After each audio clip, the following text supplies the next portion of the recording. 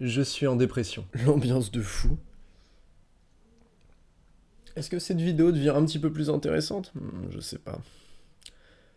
Déjà, on va commencer par poser les bases. La dépression, c'est pas un trait de personnalité, c'est une maladie. Donc on va aller regarder sur internet quels en sont les symptômes. Alors, tristesse constante, abattement, perte d'intérêt et de plaisir, dégradation du sommeil, perte de confiance en soi, pensée autour de la mort en général et parfois même autour du suicide. Bon, je suis pas vraiment en dépression. Ou peut-être que si, mais en vrai on s'en fout, c'est absolument pas le sujet de la vidéo aujourd'hui. Alors à ce moment-là, deux questions. Pourquoi faire cette vidéo? Et pourquoi te dire que je suis en dépression si c'est pas vrai? À la première, j'ai envie de répondre que je n'ai pas envie de la faire cette vidéo. Mais quand j'ai lancé cette chaîne, je t'ai fait une promesse. La promesse d'être 100% transparent, alors nous y voilà. Et à la deuxième, je répondrai que si t'as reconnu un ou deux symptômes, même à petite dose, bah ne t'en fais pas, moi aussi. Donc aujourd'hui, on va parler développement personnel et santé mentale surtout. Accroche-toi, c'est parti. Tu sais ce qui m'a toujours saoulé avec les trucs de santé mentale? C'est que soit que t'as un diagnostic officiel et à ce moment-là t'es autorisé à en parler, soit que t'as juste pas la pêche, et là on te sort des trucs du style bah arrête de te plaindre, il y en a ils crèvent de faim, tu vois. Ok frérot, donc si j'ai pas un cancer en phase terminale, j'ai pas le droit d'avoir un coup de mou, j'ai pas le droit d'être triste. Même si sur le fond t'as pas tort, je veux dire, un peu de gratitude, bordel, voilà, même si les frites sont mouillées, je dis Dieu merci, ça, ok, j'ai capté. Mais apparemment, non, se plaindre, c'est pas ok. Et pourtant, c'est ce que tu fais souvent. Tu ressens un truc lourd, qui t'épuise, mais comme tu rentres pas dans une certaine case, bah, tu vas te dire des trucs du style, c'est sûrement moi qui exagère. Spoiler, non, t'exagères pas. Ce que tu ressens, ça peut avoir plein de noms, une déprime passagère, un épuisement mental, une phase de désengagement, et souvent c'est pas visible de l'extérieur.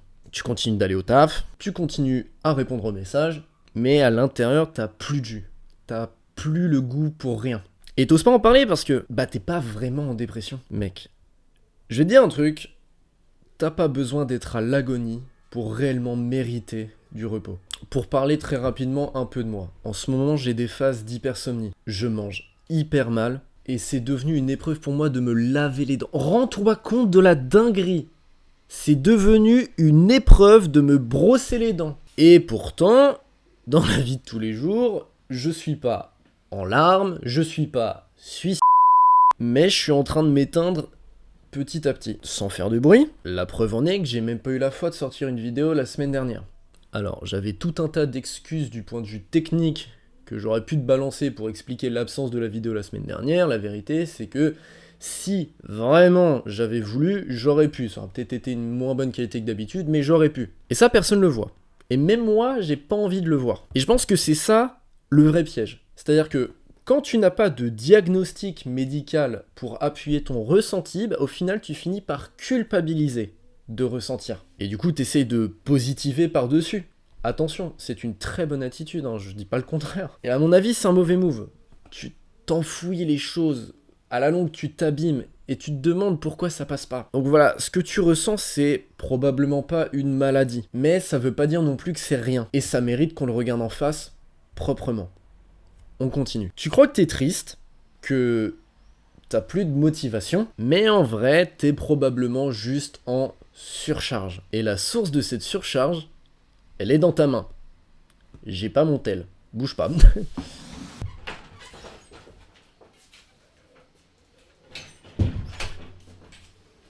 C'est quand même une folie de perdre un putain de téléphone dans 20 mètres carrés. Bon, on se passera d'illustrations visuelles, je pense que tu vois ce que c'est un smartphone. Les réseaux sociaux. Ah là là. Une perfusion d'émotions que tu t'injectes 7 heures par jour. Une perfusion de drame, de comparaison, de bruit. Moi aussi je tombe là-dedans, hein. Je vais pas faire le saint, on va pas se mentir. Le soir je veux juste me détendre. Et je finis à 2h du mat sur un thread d'un mec qui s'explique qu'il s'est fait poignarder à Bangkok. Je connais pas Bangkok, j'ai pas été poignardé, mais maintenant j'ai peur en fait. Merci l'algorithme. Et le pire dans l'histoire c'est qu'on confond ça avec du repos. On croit qu'on recharge. Mais tu recharges rien du tout, frérot. Tu dissocies, tu t'anesthésies, à la rigueur. Ce qui rend le scroll aussi addictif, et ça c'est prouvé, les études desquelles je me suis inspiré pour écrire ce passage, tu les trouveras dans la description, c'est que ton cerveau réagit comme si tu jouais au casino. Il y a une étude qui a montré qu'à chaque fois que tu descends ton fil d'actu, ton cerveau libère des petits shots de dopamine, l'hormone du bonheur. Comme si tu tirais sur une machine à sous. Pourquoi ça fonctionne comme ça? Parce que tu sais jamais ce qui va apparaître. Un truc nul, un truc drôle, un drama, une notif, ça se tabasse. Et Raptor est monté niveau 36, apparemment il a pris Cruel. Ce suspense constant, c'est ce qu'on appelle un renforcement intermittent. Et c'est littéralement la mécanique psychologique la plus addictive du monde. Et on s'en bouffe des centaines par jour sans s'en rendre compte. Alors forcément, déjà qu'on a des capacités d'attention limitées, après ça, t'as plus l'énergie de travailler. T'as plus l'énergie de réfléchir, t'as plus l'énergie de rêver. Ton cerveau, il est en veille permanente. Il est bombardé d'infos, de normes, de messages contradictoires, et toi, t'essayes d'avancer là-dedans. Avec quoi? De la volonté? Tu peux avoir la meilleure volonté du monde, qu'avec un feed TikTok 7 heures par jour dans la gueule, tu serais incapable de faire quoi que ce soit. Et le pire, c'est qu'on en est rendu à culpabiliser, à se dire justement qu'on manque de volonté. Mais la réalité dans l'histoire, c'est pas qu'on manque de volonté, c'est qu'on n'a plus d'espace mental. Et c'est pas en regardant encore plus de contenu motivant qu'on va réussir à s'en sortir, les gars. C'est en reprenant le contrôle de notre attention et en choisissant mieux à quoi on va allouer les quelques minutes d'attention qu'on a disponibles chaque jour. Quelques minutes chaque jour où tu laisses le silence revenir, où tu ressens ce qui est là, présentement. Même si au début tu vas trouver ça hyper moche, tu vas trouver ça hyper lourd. Est-ce que t'as déjà ressenti la lourdeur du silence? Mais c'est nécessaire parce que c'est pas... En réalité, c'est pas le scrolling qui te détruit, si tu veux, c'est le fait de ne plus rien ressentir en scrollant. On va pas y aller par 4 chemins, c'est absolument pas les vidéos de motivation, ou alors les citations sur Instagram, ou même ta morning routine impeccable qui vont t'aider à te sortir de cette mauvaise passe. Le vrai truc qui va t'aider à débloquer tout ça, c'est quand t'arrêtes de mentir, même un peu, et surtout à toi-même. Il y a un moment où il faut regarder le plus honnêtement du monde ce que t'es en train de vivre, et te dire, ok, j'en suis là, c'est pas glorieux, c'est clairement pas instagrammable, mais c'est la vérité. Et rien que ça déjà, c'est pas de la faiblesse, c'est totalement l'inverse, c'est même le début de la puissance. Pourquoi? Parce qu'à partir du moment où tu es capable de dire « je ne vais pas bien », déjà tu arrêtes de perdre l'énergie que tu mets à faire semblant. Et toute cette énergie, tu peux la rediriger vers des actions minuscules au départ. Genre, te lever plus tôt ne serait-ce que d'un quart d'heure. Ou faire tout ton possible pour ne pas te haïr pendant 5 minutes. Pour être tout à fait honnête avec toi, quand j'ai recommencé à aller de l'avant, frérot, c'est pas un jour où j'étais motivé. C'est un jour où j'en avais juste ras-le-bol de fuir. J'ai arrêté de scroll, j'ai éteint les vidéos, j'ai ouvert Notion et j'ai écrit « Je vais mal et j'ai besoin que ça change ». Et tu sais ce que ça a réglé, ce tout petit début d'action? Rien du tout.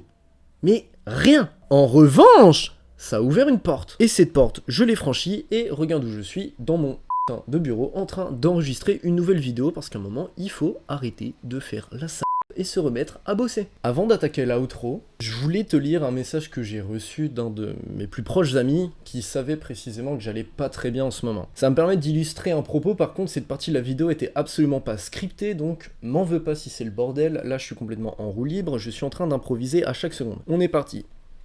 Yo frérot, je profite que tu sois loin parce que je sais très mal formuler mes mots dans ces moments, mais je pense que t'as besoin de les entendre. Je sais que t'es un peu démotivé en ce moment, mais je me dois de te rappeler que, grand 1, t'es une des personnes les plus motivées de mon entourage et c'est pour ça que t'es mon pote. Grand 2, t'as déjà fait des choses et il faut que tu le gardes à l'esprit. T'as déjà bossé dans des tafs chiants, t'as déjà lancé des boutiques e-commerce, t'as déjà fait des offres IMO, ce sont des choses que très peu de gens ont fait, surtout à ton âge. Grand 3, tu fais actuellement des choses, YouTube, bourse, SCI. Grand 4, t'as 23 ans frérot. T'as déjà fait plus que 99% des gens de ton âge. Tu n'es pas encore riche parce que t'as 23 ans, mais t'es déjà 1000 fois plus loin que 90% des gens, tous âges confondus. N'oublie pas de te féliciter régulièrement. Perso, je suis assez confiant sur le fait que tu seras millionnaire et je serai toujours là pour te le rappeler. Tu peux pas imaginer la sensation que j'ai eue quand j'ai reçu ce message. Et ça me permet de te raconter une histoire que j'aime beaucoup, et j'ai les pompiers qui passent dans la rue. Alors cette histoire, je l'ai entendue dans un podcast. Disclaimer, je vais sûrement faire énormément d'approximations et peut-être même des erreurs, puisque, en gros, je te traduis une discussion que deux mecs ont eue, dans laquelle l'un racontait une histoire qu'il avait entendue. En termes de flou, on peut pas faire mieux. Mais cette histoire, c'est l'histoire du roi Salomon, qui a vécu à peu près dans les années, j'en sais rien. Ce fameux roi Salomon, il avait une réception qu'il devait tenir dans 3 mois, ou une sorte de fête, encore une fois je te dis, je me rappelle plus trop l'histoire. Il va voir son artisan joaillier, ou son conseiller, je sais plus trop, mais il lui demande « Trouve-moi une bague qui serait capable de me faire pleurer dans les moments les plus joyeux, et qui serait capable de me faire sourire dans les moments les plus tristes, simplement en la regardant. » Donc le frérot fait le tour du royaume, il va voir tous les bijoutiers, tous les joailliers de la planète, il essaye de trouver une bague qui satisferait son roi. Le délai commence à raccourcir finalement, et un jour avant la réception, il trouve la bague qui convient parfaitement à la demande de monsieur le roi Salomon. Il rentre à toute hâte, parce que le frère était parti chercher dans le royaume d'à côté, tu vois, vraiment, il a vraiment fait son travail sérieusement, donc il cavale, il arrive le dernier jour, en plein milieu de la cérémonie donnée par le roi, tout sourire, tu vois, il est avec ses sujets, il est avec sa reine, ses concubines, nanani, nanana, le mec est en full légende, énorme sourire de rouflaquette gauche à rouflaquette droite, c'est terrible. Le joyeux lui fait « Messire, tenez, j'ai trouvé la bague que vous cherchiez ». Et le roi, tout sourire, prend la bague et lit l'inscription qui est gravée sur l'intérieur, tu vois, t'as la bague, il y a un petit message gravé ici, je sais même pas pourquoi j'illustre ça, c'est tellement logique. Instantanément, la mine du roi se ferme. Et tout simplement, sur cette bague, à l'intérieur, il y avait écrit, attention, accent anglais, « This shall too come to an end ».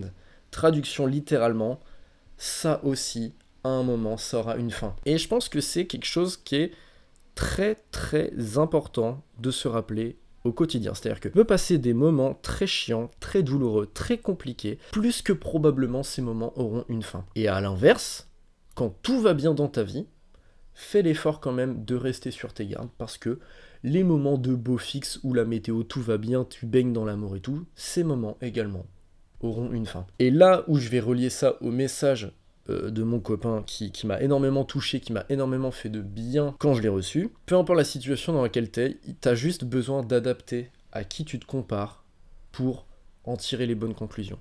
Là, j'étais dans une phase de déprime. Mon copain m'a fait faire l'effort de comparer par le bas, qui est une idée absolument stupide dans 99% des cas. Le 1% des cas où c'est utile, c'est le cas et la situation dans laquelle je me trouvais actuellement. Comparer par le bas, ça sert à rien si tu veux.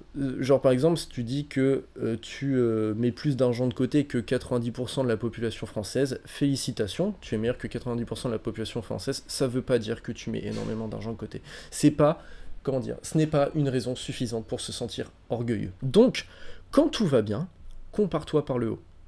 Mettons que tu as ton business, tu commences à faire tes 2000 premiers euros par mois, tu es très fier de toi, félicitations. Tu peux être fier de toi, mais n'oublie pas néanmoins que 2000 euros par mois pour un business, c'est rien. Retourne travailler, tu as du travail à faire, tu as des choses à faire, tu peux scaler, dépêche-toi.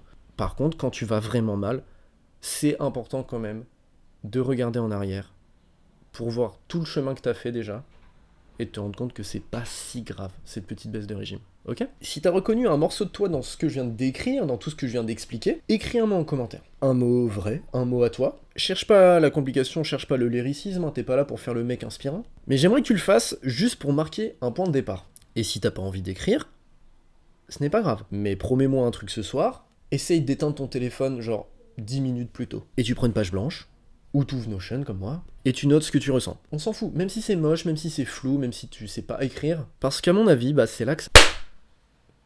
Forcément, je prends une surchauffe de la caméra pendant ma séquence émotion. Alors...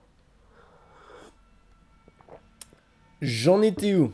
Donc oui, note ce que tu ressens. Pas grave si c'est moche, pas grave si c'est flou. Parce que c'est là que ça commence, tout simplement. Pas dans le rêve, dans la vérité, dans la réalité. J'espère que cette vidéo t'a plu, pense à t'abonner si c'est pas déjà fait. D'ici là, porte-toi bien et on se retrouve samedi pour une nouvelle vidéo. Ciao.